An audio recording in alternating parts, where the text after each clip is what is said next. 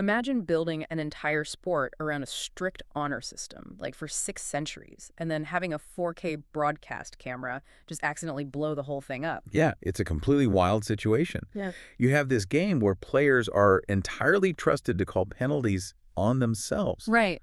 But suddenly, you introduce these ultra-high-definition lenses zooming in on a player's club face from, I don't know, 200 yards away, Mm-hmm. and they're capturing these microscopic movements that are literally invisible to the human eye. The technology just totally outpaces human senses. Suddenly, you've got players being handed these massive tournament-losing penalties for things they didn't even know they did. Exactly. It creates this huge philosophical crisis for the sport because, well, when the rule book dictates that you must play the ball exactly as it lies. Yeah. But technology reveals your ball shifted a fraction of a millimeter because, like, a blade of grass twitched in the wind.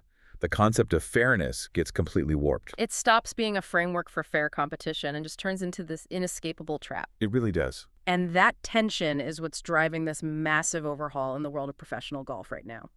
So in today's deep dive, we are unpacking the surprising evolution of the 2026 rulebook on the main professional tour. And we've got a really great stack of sources for this. We do. We've pulled together official memos from the governing bodies, some deep dive sports journalism on course agronomy, and some incredibly passionate debates from online golf forums. The forums are always where the real drama is. Oh, absolutely.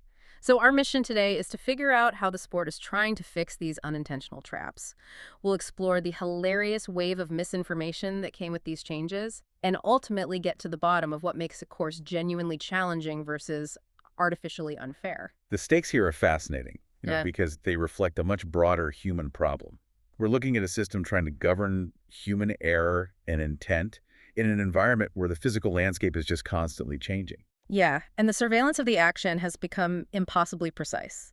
So whether you are a weekend warrior out there hacking away on the local municipal links, or you're just someone fascinated by how complex systems adapt to modern tech, this deep dive will completely reframe how you view the line between cheating and bad luck. So true. And I think the overarching theme of these 2026 rule modifications is, well, it's an attempt to inject pragmatism into a famously rigid system. Right, because for decades, the governing bodies operated on these absolutes. A foul was a foul, regardless of intent. Exactly. But the most significant change for the upcoming season directly addresses that 4K camera problem we just mentioned. The unknowingly moved ball. Yes. Okay, so under the old rules, a player taking a practice swing in the deep rough might create, like, a tiny gust of wind with their club head. The ball shifts, maybe half a dimple. Barely anything. Barely anything. The player is looking down from 6 feet away, registers absolutely no movement. They step up, hit the shot, and walk down the fairway. Meanwhile, the broadcast truck is reviewing the slow motion footage, right? Yeah. And the cameras catch that microscopic shift. So the officials inform the player after the round that because the ball moved and they didn't replace it to its original microscopic position, they played from the wrong place. It's brutal. 2-stroke penalty. We saw this happen at a major championship a few years ago to a top European player, and it effectively ended their chances of winning. It sparked outrage because, the player was being punished for lacking microscopic vision. The analogy that comes to mind, it's like getting a hefty speeding ticket in the mail for driving exactly 66 miles per hour in a 65 zone, but your car's digital speedometer explicitly read 65. That is a perfect way to look at it. Like, you acted in good faith based on the best information your human senses and your immediate tools provided. Punishing that behavior just feels draconian because the intent to break the rules is entirely absent. And for 2026, the governing bodies finally recognize that distinction. The penalty for playing a ball that you unknowingly moved has been reduced from 2 strokes to just 1. Which is a pretty crucial philosophical pivot, right? It is. Maintaining a 1-stroke penalty acknowledges the foundational reality that the player still technically played from the wrong location. The ball wasn't played as it originally lay. Right. But stripping away that second penalty stroke removes the punitive element. It stops treating an invisible accident with the same severity as someone deliberately, kicking their ball out from behind a tree. It kind of bridges the gap between human limitation and digital perfection. Yeah. And there's another change in the sources that falls into this same category of, like, pragmatic forgiveness, the pitch mark trap. Oh, this one is huge for pace of play. Definitely. Previously, you hit a drive, and if your ball plugged into the dirt, an embedded ball, you only received a free drop if it was embedded in his own pitch mark. Which created these totally absurd scenarios. A player could hit a perfect 300-yard drive straight down the middle of the fairway, only to find their ball resting perfectly inside a deep crater left by a competitor 3 groups ahead of them. Just terrible luck. Because it wasn't their own pitch mark, they were denied relief. Yeah. They had to play out of a manufactured hole in the middle of the fairway. You're punishing a player for hitting a perfect shot just because they had the bad luck of finding someone else's damage. I imagine enforcing that old rule was also an absolute nightmare for the officials on the ground. Oh, it was pure guesswork. You had officials kneeling in the fairway, playing forensic detective, trying to determine the exact trajectory of the grass tear to prove whether the ball created the dent or simply rolled into a pre-existing one. That sounds ridiculous. It completely bogged down the pace of play and led to highly subjective rulings. But the 2026 rule simplifies this entirely.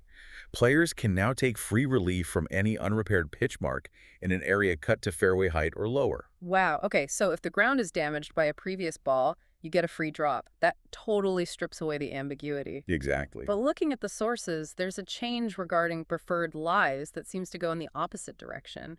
It feels far more restrictive. Yeah, it's a big shift. Because when course conditions are terrible, like waterlogged or muddy, players are allowed to lift, clean, and place their ball in the fairway. Previously, they had a full club length to place the ball. But for 2026, that relief area has been shrunk down to the length of a standard scorecard. Just a few inches. That's a massive reduction in the player's margin for error. It is massive reduction, but it addresses a major loophole players were exploiting. Think about the geometry of the old rule. A modern driver is about 46 inches long. Okay.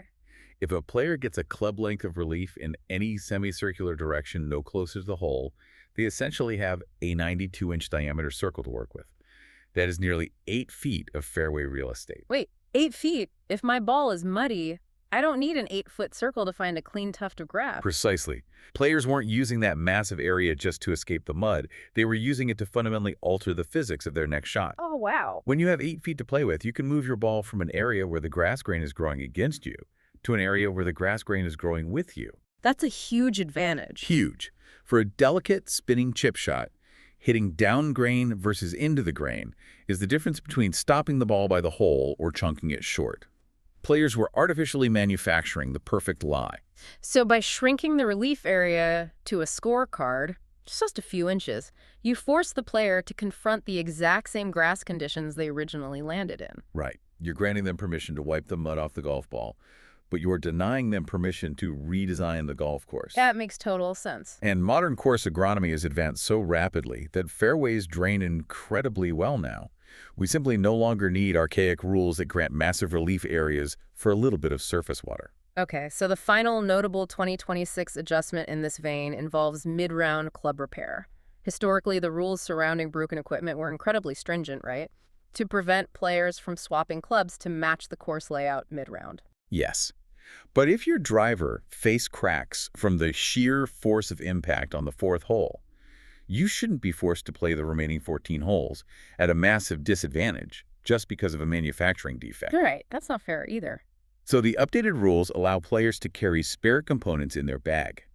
If a club head breaks during the normal course of play, and crucially, not if a player snaps the shaft in a fit of rage over a bad shot, Naturally. a caddy can pull out a backup club head, attach it to the shaft right there on the fairway, and the player can continue without missing a beat. It acknowledges that the equipment just fails sometimes. So we have all these highly technical, highly specific adjustments designed to streamline the game. But, because the rulebook is so dense and undergoes these constant granular revisions, it creates an environment where nobody is completely sure what the actual rules are anymore. Which is dangerous. And hilarious. This leads directly to the most entertaining section of our sources: the fake rules and the recent wave of misinformation that just paralyzed local courses. Complexity always breeds loopholes, and in this case, it created the perfect canvas for internet trolls. I mean, when the actual rules read like complex tax code, a well-crafted fake rule sounds entirely plausible to the average player. Absolutely. An unofficial alternative golf association recently published a list of highly desired, entirely fabricated rule changes, and the internet completely bought it. Hook, line, and sinker. They claimed players could now place balls in unraked bunker footprints to avoid playing out of someone else's footprint. They claimed alignment sticks could be left on the ground during a competitive swing. They even spread a rumor that the legal limits on the spring effect of a driver face were being increased to allow amateur players to hit the ball further. Those were mostly harmless fantasies that sparked fun debates in the forums. Hmm. But the fake rule that caused actual systemic chaos was an administrative one. Oh yeah, the scorecard one. Right. This alternative association claimed that players no longer needed to write their handicaps on their scorecards before submitting them for tournament play. That sounds like a tiny clerical detail, honestly. Why did that cause such a meltdown? Because of the mechanical reality of how local weekend tournaments operate. Yeah. The handicap system allows a highly skilled player and a beginner to compete fairly against each other by adjusting their gross scores. Okay, sure. At a local club, the overworked staff relies on players writing their specific handicap index on the card so the staff can quickly tally the net scores. Right, it saves them doing all the math. Exactly. Hmm. When this fake rule circulated, golfers started turning in blank cards, confidently citing the internet, and demanding that the club pros manually look up their indexes, calculate the course rating and slope adjustments, and process the entire tournament field by hand. Oh no! It completely paralyzed local clubhouses. It literally weaponized laziness. And right on the heels of that administrative chaos, the sports media was hit by a coordinated wave of April Fool's pranks that exploited the game's specific lore. These were so good. A legendary 15-time major winner, known for making miraculous comebacks from catastrophic injuries, had just ruptured his Achilles tendon. Weeks later, an announcement dropped, claiming his hyperbaric chamber training was so advanced, he was ready to play the season's first major. And the media bought it momentarily because it tapped perfectly into the established mythology of that specific athlete. It totally did. The same thing happened with a popular South African champion posting a photo on a tractor, claiming he was retiring immediately to become a full-time farmer. And a star Australian player whose entire brand and marketing identity is built around a highly recognizable mullet posted a photo completely clean-shaven with a short haircut. People were devastated. A major apparel brand even released hyper-realistic promotional images of a spiked stiletto golf shoe for women. And the stiletto prank works because modern golf fashion has genuinely pushed the boundaries of traditional athletic wear. When you see players wearing high-top sneakers and hoodies on the course, a stiletto golf shoe suddenly doesn't seem totally outside the realm of possibility. I actually want to circle back to the fake rules from that alternative association for a second, specifically one that everyone instantly dismissed as a joke. They claimed the new rules would grant a free drop out of a fairway divot. Ah, yes, the divot rule. The consensus in the forums was that a divot rule is obviously ridiculous, but, and maybe this is a hot take, I don't think it's ridiculous at all. Really? Yeah. If the official 2026 rules grant me free relief for landing in someone else's pitch mark, the logic should apply to divots. If I hit a perfect drive into a massive, chunky trench left by the group ahead of me, why am I forced to play out of a hole? Well, you've stumbled onto the most fiercely debated philosophical divide in the sport's history. I knew it. The governing bodies draw a hard line between a pitch mark and a divot based on the nature of the damage. A pitch mark, the indentation caused by a ball plummeting from the sky, is viewed as an unnatural disruption of the playing surface. Okay. A divot, the turf removed by a club head during a swing, is considered an inherent natural consequence of the game being played. That distinction feels incredibly arbitrary when my ball is sitting at the bottom of a crater either way. I get that. But the distinction isn't just philosophical. It's heavily rooted in the logistical nightmare of implementation. Let's break down the mechanics of a divot rule. How do you legally define a divot during a live round? I mean, it is the rectangular patch of dirt where the grass has been sheared off by an iron. Sure. But what state is it in? What if the greenskeeper has filled that sheared patch with a mixture of sand and seed to help it heal? Does a sand-filled depression still count as a divot, or is it now just a sandy patch of fairway? Well. What if the grass is partially grown back, leaving a slight half-inch depression? What if an animal dug a small scrape looking for insects? If you grant free relief from divots, the pace of play will instantly collapse. Oh, I see where this is going. You will have players calling an official over for every single minor imperfection in the turf, arguing that a slight depression is actually a healed-over divot just to get a perfect lie. I see the bottleneck. Instead of hitting the ball, players would spend 10 minutes debating the origin of a minor slope in the grass with a referee. Exactly. And this debate over the purity of the fairway leads us directly into the final major theme we pull from the forum sources: course design. and specifically the fundamental difference between genuine natural difficulty and frustrating artificial difficulty. The divot debate is really a debate about accepting bad luck.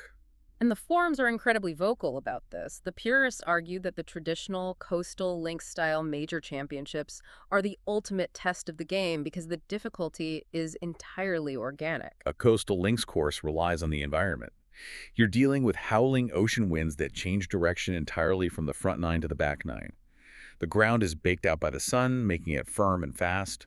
The bunkers are deep, natural pot bunkers that you often have to play backward out of just to escape. It demands an incredibly high level of creativity. Like if you face a crosswind on a firm links fairway, you can't just smash a high arcing wedge shot directly at the flag. The wind will tear the ball out of the sky. Right, you have to invent shots. Yeah, you have to shape the ball right to left to fight the breeze. You have to hit low, running, bump and run shots that utilize the contours of the ground. It embraces the rug of the green, that ancient Scottish concept that bad bounces, severe slopes, and unpredictable elements are simply part of the challenge. Your job as a player is to overcome the land. Contrast the natural demands of links golf with the way many modern tournament organizers, particularly in North America, set up their courses. The sources refer to these as artificial setups, and fans seem to absolutely despise them. They do. To make the course difficult, tournament organizers will rely on highly manufactured obstacles. They grow the rough to impossible ankle-deep lengths right off the edge of the fairway. They speed up the greens using massive rollers until the putting surface is literally the speed of a glass tabletop. It's ridiculous. They narrow the fairways to the width of a bowling alley. We even found articles detailing how organizers will dye water hazards blue for a better television aesthetic or, wait for it, pipe fake bird sounds into the broadcast. It is the illusion of a natural environment, masking a highly sanitized mathematical test. And the most universally criticized element of this artificial difficulty is the concept of internal out-of-bounds. Yeah, let's talk about that, because out of bounds normally designates the perimeter of the actual property. If you hit it over the fence into a neighborhood, you are out of bounds. But internal out of bounds is when tournament organizers draw an arbitrary white line inside the golf course property, often separating two adjacent fairways. They do this specifically to handcuff long hitters. Organizers want to prevent a player from taking a creative shortcut like blasting a tee shot down the wrong fairway to bypass a dogleg and secure a better angle to the green. Right. They draw a white line to force the player to play the hole exactly as the architect mapped it on paper. But the 2026 rule changes actually address this because the internal out-of-bounds lines were catching innocent victims. Oh, definitely. Like, if a player hits a terrible second shot out of the woods, the ball pings off a tree branch and ricochets backward across that arbitrary internal white line. Suddenly, the player is assessed a massive penalty for being out of bounds, even though they are standing right in the middle of the golf course, simply on the wrong hole.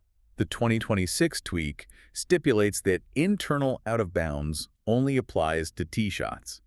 It stops players from intentionally cutting corners off the tee, but once that drive is hit, the internal boundary vanishes. That's a huge relief. If your recovery shot takes a bad bounce onto an adjacent hole, you can play it from there without penalty. It's a rare compromise between natural play and course protection. It really seems like tournament organizers are terrified of the winning score looking too low. They are obsessed with protecting par because they think a winning score of 20 under makes the course look defenseless. That's exactly their mindset. But by artificially narrowing fairways and growing the rough, they strip the creativity out of the sport. It stops being a game of shot making and turns into a launch monitor math equation. You just reward the players who can smash the ball the absolute farthest, knowing they will miss the fairway, but relying on pure wedge power to hack it out of the thick rough onto a glass green. That is the exact tension dominating modern golf. Hyper-manicured, artificial courses reward pure, unadulterated power and high launch angles. Natural, firm courses reward imagination, trajectory control, and the ability to adapt to bad luck. Yeah. The purists are fighting to preserve a game where you actually have to interact with the earth rather than just flying the ball over it. Bringing all these sources together, we are looking at a sport caught in a fascinating tug of war. On one hand, the 2026 rule changes show a game desperately trying to implement common sense. Right. It wants to forgive players for microscopic ball movements exposed by 4K cameras. It wants to forgive them for landing in a competitor's pitch mark. It wants to soften the draconian penalties that punish invisible mistakes. Yet on the other hand, It fiercely defends the brutal, natural unpredictability that defines the sport. It refuses to grant relief from a fairway divot because dealing with the physical scars of the game is part of the challenge. It is constantly balancing the desire for fair, digital-age competition against the reality that nature is fundamentally unfair. It's an attempt to perfect a game that is built entirely on imperfection. Which leaves you, the listener, with a crucial question to consider moving forward. We spent this deep dive exploring how high-definition broadcast technology forced the sport to change its penalty rules, largely because cameras exposed fractional movements invisible to the human eye. Yeah. But what happens in the next decade when the technology stops being passive and becomes active? Wait, are we talking about sensors? The prototypes already exist. Consider a near future where AI microsensors are built directly into the core of the golf ball, or pressure sensors are woven into the fabric of the player's shoes. Imagine a scenario where technology can definitively prove, with algorithmic certainty, exactly whose golf ball created a specific pitch mark. Imagine a sensor that instantly registers a penalty the millisecond. A ball shifts in the rough, transmitting that data directly to a digital leaderboard before the player even finishes their swing. That completely eliminates the need for human officials, but it also entirely eliminates the honor system. Exactly. Golf is fundamentally built on human trust. Players call penalties on themselves. But if every single player eventually becomes a heavily monitored real-time data point, will that traditional honor system survive? Or will the pursuit of absolute microscopic fairness completely remove the human element of trust from the game, replacing it with a digital referee that never blinks? If you stare through the microscope long enough, the human being disappears entirely. That is a wild thought to end on. Thank you for joining us on this deep dive into the 2026 rulebook, the wave of fake rules, and the philosophy of the sport. Keep questioning the systems around you, keep an eye on those subtle changes, and we will catch you on the next deep dive.